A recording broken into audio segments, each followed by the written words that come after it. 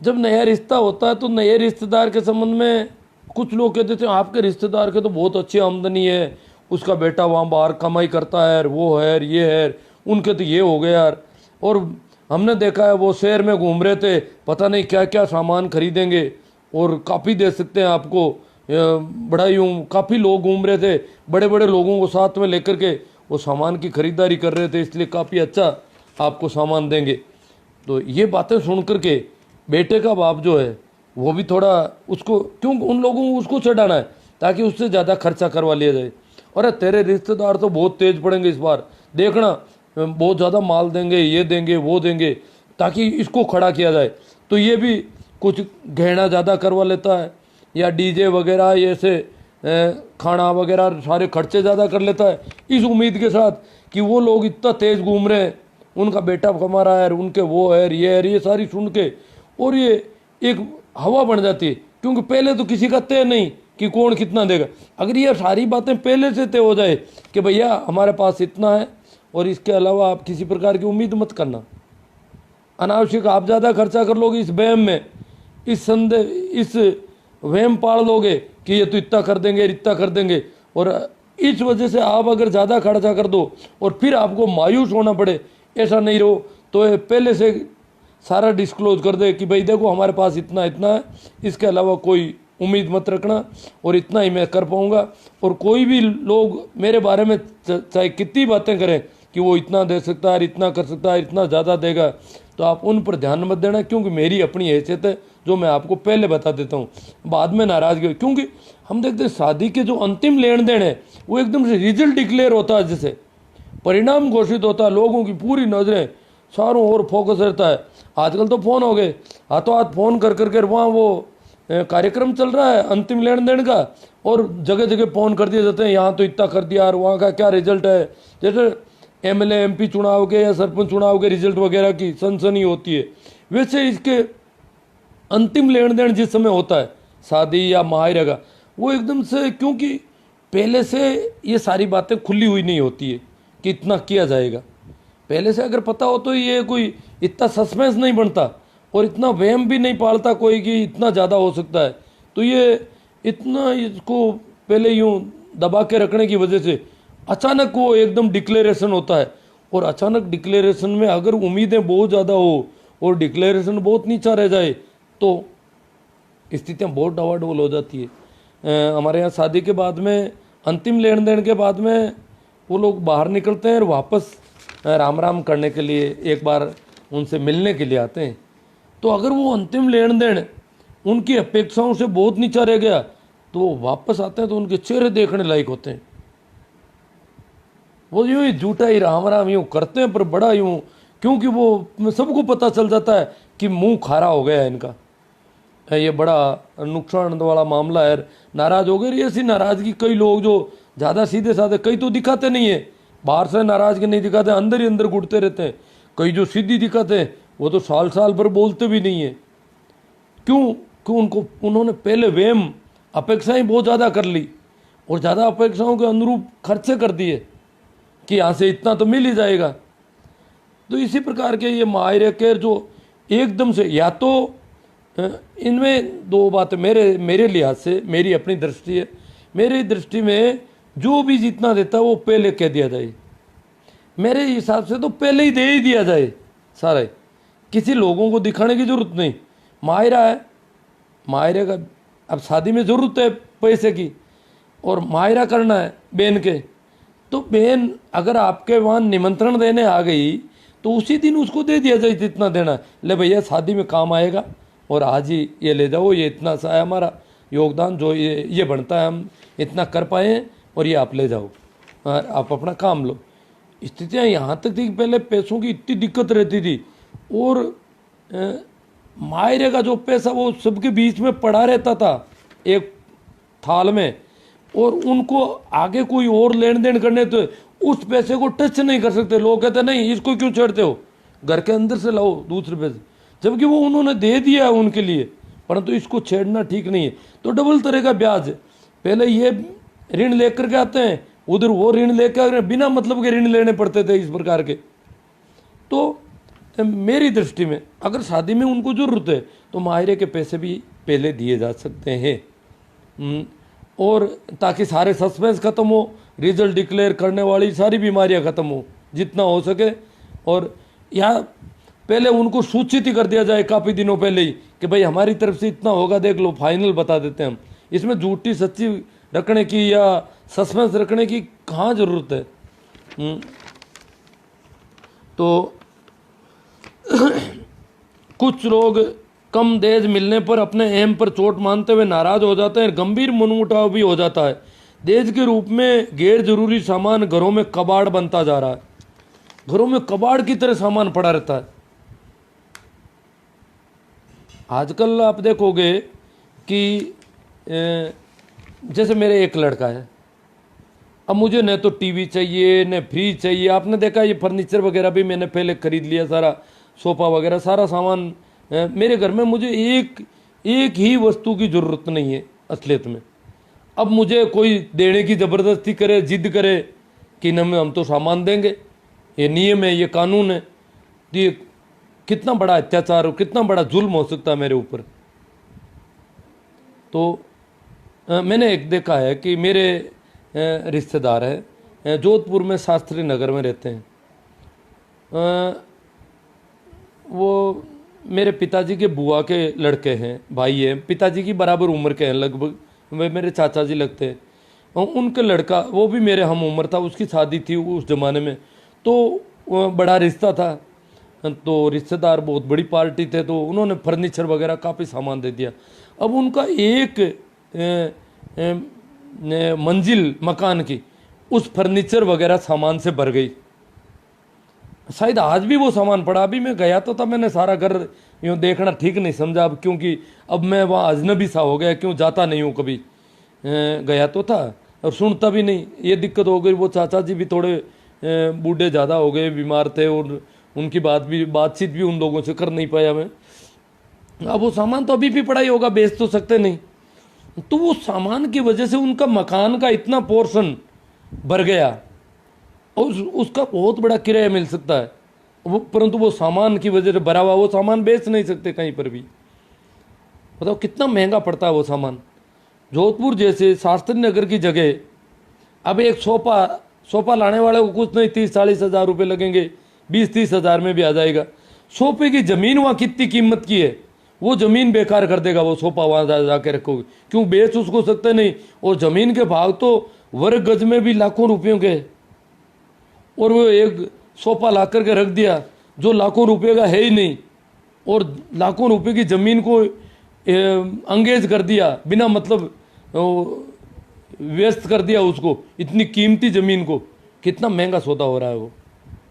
तो वो कबाड़ की तरह पड़ा रहता सामान। जैसे मुझे अभी सामान देना शुरू करे तो कबाड़ी होगा, मैं क्या करूं।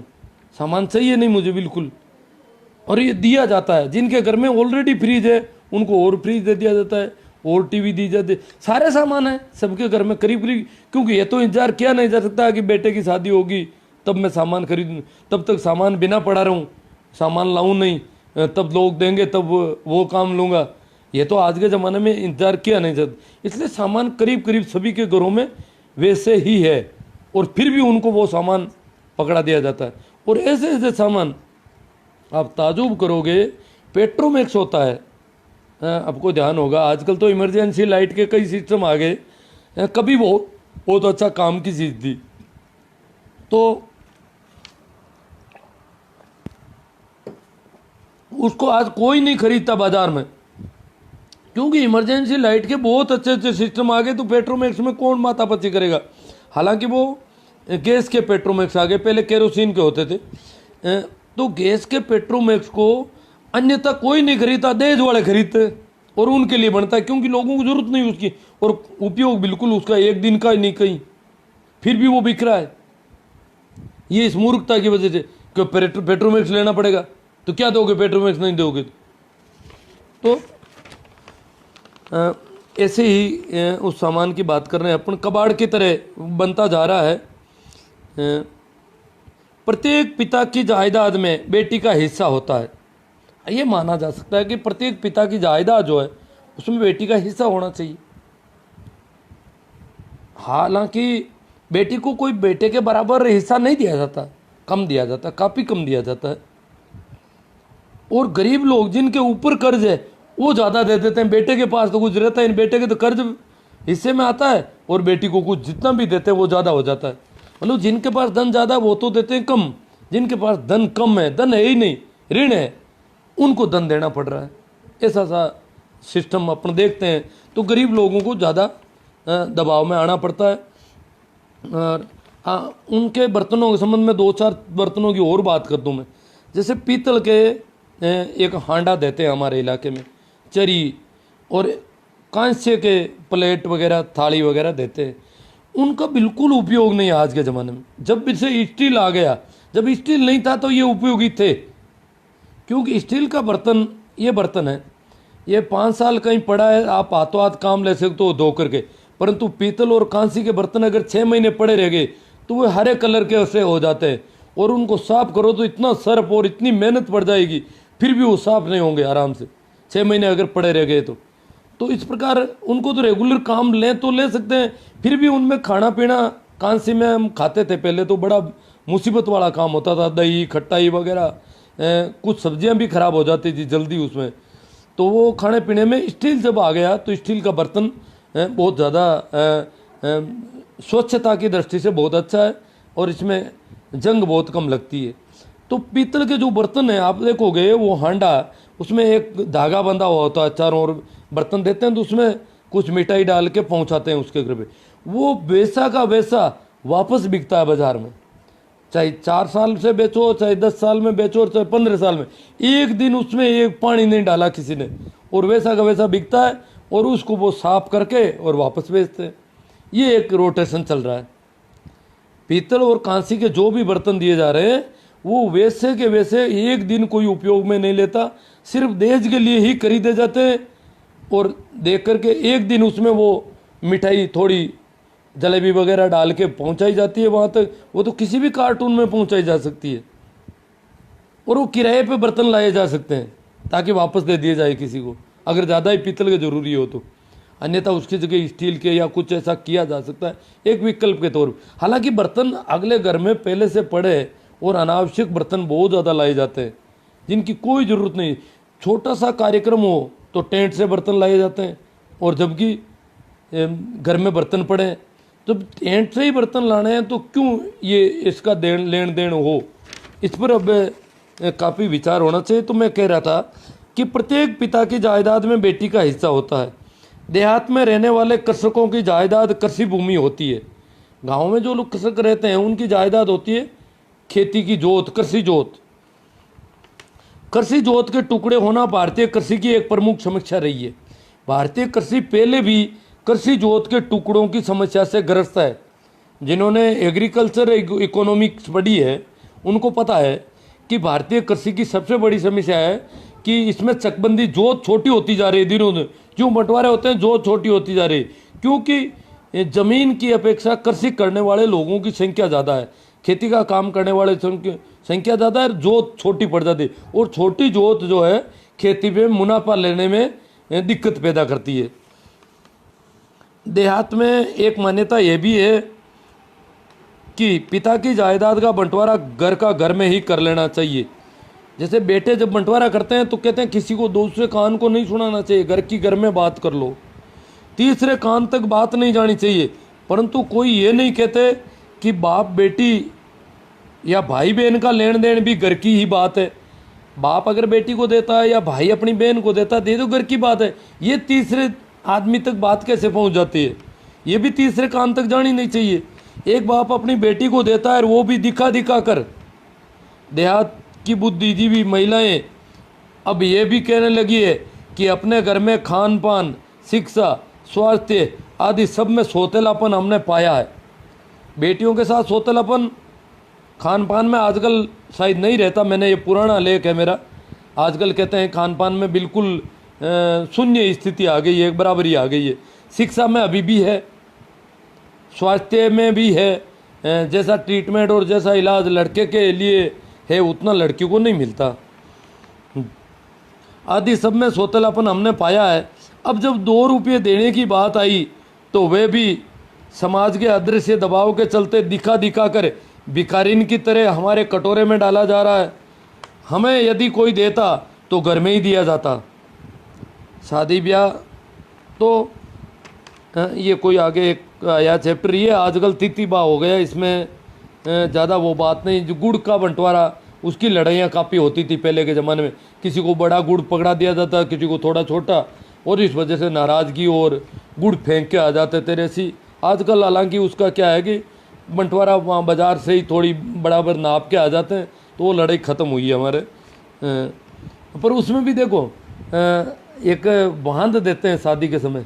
अभी कुछ सालों पहले ऐसा हुआ कि गुड़ के भाव बहुत काफ़ी थे, 40 रुपये किलो, और बांध उस समय लोग देते थे 20 रुपये। शादी में बांध देने का रिवाज आपके वहाँ भी होगा, आप सुनोगे। लड़के या लड़की की शादी है तो उसके घर पे जाके 20 रुपये या 25, आजकल वो 100-200 देने लगे, तो 20 या 10 देते थे। तो 20 रुपये में वो गुड़ ले आता था 700-800 ग्राम या 1 किलो तक। तो बाज़ार में तो दुकान में तो इतना मिलता नहीं, और वहाँ ज़्यादा मिलता उल्टा। तो उन दिनों बाज़ार में कोई खरीदता नहीं, और हम तो कहते लोगों को भाई एक बार और जाके बांध दे आओ उसके घर पे, जाके 20 रुपये पकड़ा दो और बैठ जाओ। वो कहेगा कि आपके घर की तो आ गई, कि भाई मुझे तो पता ही नहीं था। तो या तो बांध वापस दे दे, और अगर गुड़ दे दे वो संकोचवश, तो फायदा है कोराई। तो उसमें भी विसंगतियाँ आ जाती कई बार। खैर उसको छोड़ो। ये गुड़ देना, थाली भरकर मिठाई देना, कहीं पर कढ़ाई भरकर देना, थैली भरकर देना, इनमें भी कई बार समस्याएं आती है। खैर उसको अपना अभी छोड़ देते हैं, मैं आगे इसको लेता हूँ। यदि अब भी हम विश्व पटल पर नज़र न दौड़ाएं, अब भी हमने यदि विश्व पटल पर नज़र नहीं दौड़ाई तो वैश्वीकरण की दौड़ में बहुत पिछड़ जाएंगे। बच्चों की समुचित शिक्षा के प्रति हम बेहद लापरवाह हैं।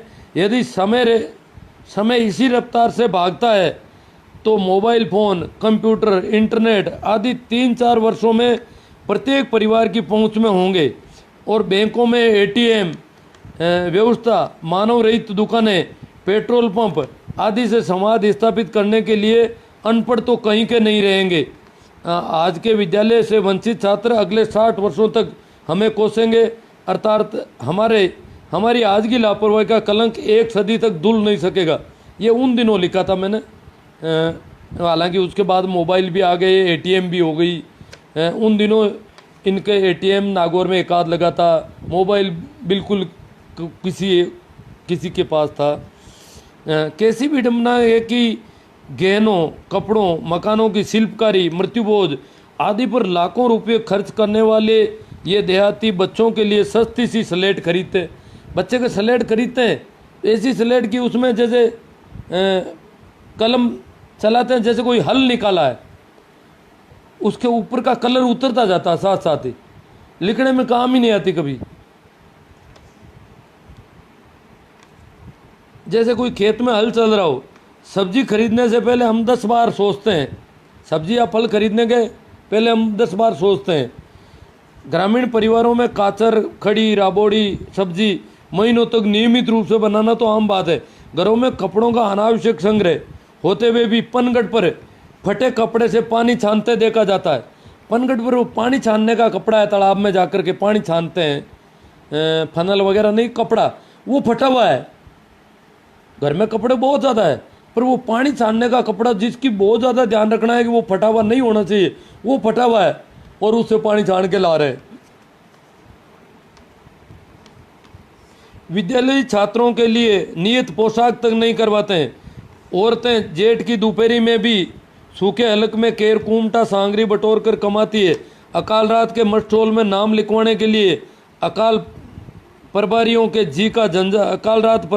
जी का जंजाल बनकर कमाए गए रुपये फिजूल खर्ची में फूंके जाते हैं, जिसे देखकर हम कब तक पत्थर दिल बने रहेंगे। घर की शिल्पकारी, गहने, बारातों की जीप, कार, रैली को देखकर लगता है कि ये तो कोई हाई फाई उच्च शिक्षा प्राप्त, इंटरनेट आदि सुविधाओं से जुड़ा अच्छे बैंक बैलेंस वाला परिवार है। पड़ोस का शेखावाटी अंचल कृषि उपज के मामले में मारवाड़ से आगे नहीं है। शेखावाटी मारवाड़ से पिछड़ा हुआ है कृषि उपज के मामले में, आगे नहीं है वो। परंतु अनावश्यक खर्चों के अभाव में हुई बचत से आज शैक्षिक दृष्टि से मारवाड़ से 10 गुना बेहतर स्थिति में है। ये एक ही फर्क पड़ा है उनके और हमारे बीच में। शेखावाटी में चाहे वो आर्य समाज की बदौलत हो, कैसे भी हो, उनके ये अंतर पड़ा और हम पिछड़ते गए। नकारात्मक सोच के लोग तो अपनी ही राग अलापते हैं कि खर्चे से कोई फर्क नहीं पड़ता, उल्टा खर्चा नहीं करने से पतन होता है। जबकि सामान्य गणित के अनुसार 100 रुपये में से 80 रुपये खर्च करने पर 20 बचते हैं और नहीं खर्च करने पर पूरे 100 बचते हैं। यदि गणित सही है और हम इसे समझ लेंगे तो वे दिन दूर नहीं है जब हम सम्मानजनक रूप में अपनी बचत जमा करवाने बैंकों में जाएंगे, न कि कृषि ऋणों के लिए हाथाजोड़ी करते फिरेंगे। इस प्रकार इस मामले में मृत्युबोध, पैरावणी, अफीम की सभाओं, कपड़ों इत्यादि विभिन्न सामानों के लेन देन आदि समस्याओं का समाधान तो जातिगत सामाजिक निर्णयों से संभव है, परंतु कुव्यसनों से लिप्त लोगों की सामाजिक निर्णयों में सुधार हो पाना टेढ़ी खीर है। हाँ, जन जागरण से नशे की प्रवृत्ति पर अवश्य अंकुश लगेगा और इन्हें इसी प्रकार दिखावा, जो कि संकुचित मानसिकता का परिचायक है, कि समस्या के समाधान के लिए सामाजिक निर्णयों के बजाय व्यापक जन जागरण की आवश्यकता है। मैंने पहले भी बताया था कि मेषसूरियों में बिना दिखावे के पहले फिक्स हो जाता, शादी में कितना देना है वो उन 2 आदमियों का काम है आपसे का।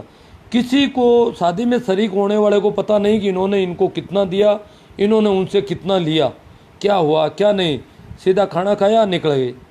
किसी को कोई लेना देना नहीं, उनका आपस का मामला उन्होंने सल्टा दिया। अब पहले तय नहीं हो तो सस्पेंस होता है, फिर रिजल्ट डिक्लेयर होता है, फिर इतनी बड़ी सभा में इज्जत खराब होती है, इसलिए वो मुंह फूल जाता है एकदम से। और वो चाहे जो बहुत ज़्यादा पाखंड नहीं कर सकते, वो तो उनके चेहरों के हाव भाव तो अपने आप बदल ही जाते हैं। वो कोशिश ही नहीं कर सकते कि हम छिपा लें इन बातों को। छिपाना संभव नहीं रहता सामान्य आदमी के लिए, तो बड़ा माहौल ख़राब हो जाता है और देने वाले की अपनी स्थिति है। तो ये सारी बातें मैंने आखिरी आज इस पे कर ली। कल अपन कोई दूसरा चैप्टर लेंगे। मैं जिसकी अपेक्षा कर रहा था, कोई आया है कमेंट, तो चर्चा आगे बढ़ेगी।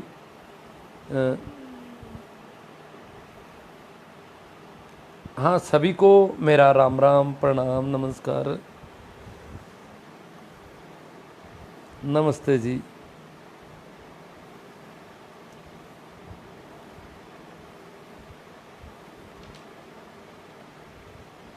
दहेज एक कुप्रथा। हाँ, दहेज में जो सामान दिया जाता, पहले तो या तो पहली बात तो सामान अपन क्यों दें, जितना देना है केस वो भी चुपचाप हो सके तो और भी अच्छी बात, क्योंकि खेती की जोत के बंटवारे तो कर नहीं सकते। तो सामान अनावश्यक बोझ हो जाता है, बिना मतलब गैर जरूरी सामान। इंटरेस्टिंग चर्चा, इंटरेस्टिंग है। सुभाष जी जलवाने इंटरेस्टिंग बता रहे हैं। वेरी गुड सर, बिल्कुल गुरुजी। दूड़ाराम जी पारेगी, हाँ, इन्होंने काफ़ी दी। मेरे हिसाब से दहेज की सामग्री या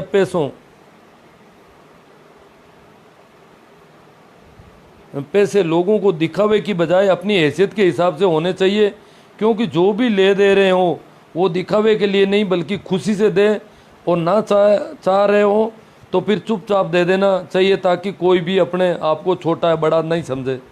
हाँ, दूड़ाराम जी पारे की बहुत अच्छी बात है, वास्तव में होना यह चाहिए। इसके लिए कोई सामाजिक निर्णय हो और समाज के लोग अगर तय कर लें कि भाई ये दिखावे का जो करेगा वो बदमाश है, गड़बड़ आदमी है, उल्टा वो हल्की हरकत है, नीची हरकत है अगर इसे देखा जाए तो। दहेज प्रथा गलत है। दहेज प्रथा कानूनी, हाँ कानूनी अपराध है, सही बात है, ये भी है, कानूनी अपराध है, कानूनी अपराध है। पर लेने और देने से सामाजिक दबाव की वजह से इनकार करना बड़ा मुश्किल हो जाता है। कई चीज़ें कानूनी अपराध है। कानून, मैंने वो एक लेख सुनाया होगा, सामाजिक आतंक और ढकोसला कानून। समाज का आतंक इतना भारी है कि ये कानून कोई काम ही नहीं कर पा रहे बेचारे। दहेज बिल्कुल कानूनी अपराध है, फिर भी देने से इनकार करना और लेने से इनकार करना कितना महंगा पड़ सकता है, कितना कड़ेगारी हो सकता है, कितना नुकसानदायक हो सकता है उस आदमी के लिए।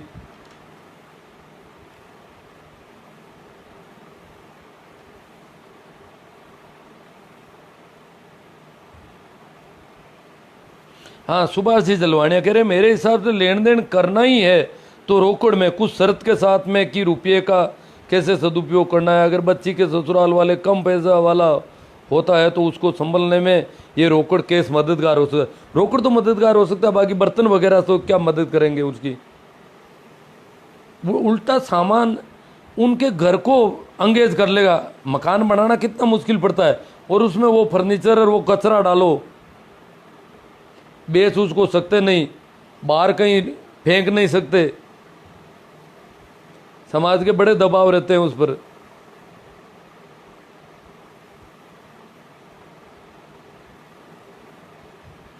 Boys value before marriage, Ramchandra ji Sagde. लड़के की वैल्यू होती है जब तक शादी नहीं होती है, गर्ल्स वैल्यू आफ्टर मैरिज, लड़की की जो है उसके बाद होती है। अब कुछ दिमाग नहीं चल रहा मेरा ठीक से, पर ये वैल्यू है कि बच्चे की कीमत आंकी जाती है उसमें, कि कितना कीमती बैठता है, कितना लेकर आता है नगद। कुछ मित्रों को अगर पता हो तो पहले हमारे यहाँ यौतुक की प्रथा थी, दहेज के बिल्कुल विपरीत थी। उल्टा लड़की के साथ नहीं देकर के लड़की के बदले में लिया जाता था, और वो प्रथा अभी तक हमारे इधर थार के रेगिस्तान में काफ़ी इलाकों में रीत के नाम से चलती थी। चलो,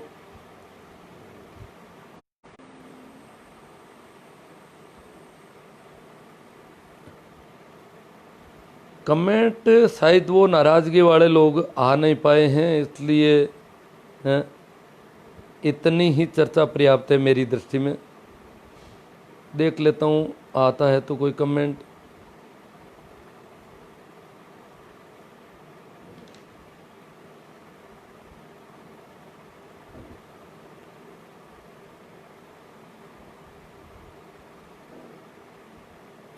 हाँ, जाट HR बाड़मेर से, अगर ऐसा हो जाए तो कई परिवारों के घरेलू झगड़े खत्म हो जाएंगे और कुछ जगहों पर आपसी मनमुटाव की वजह से दहेज के नाम पर होने वाले झूठे मुकदमों में भी काफ़ी हद तक अंकुश लग जाएगा, अगर ऐसा होता है तो। हाँ, मतलब यही कह सकते हैं कि अगर ऐसा होता है तो। बाकी होना तो कितना कैसे संभव है, क्योंकि मैंने पिछली साल इसके लिए हाथ पांव मारे काफ़ी कि भाई सामान देना गलत है, सामान लेना देना दोनों ही गलत ही है।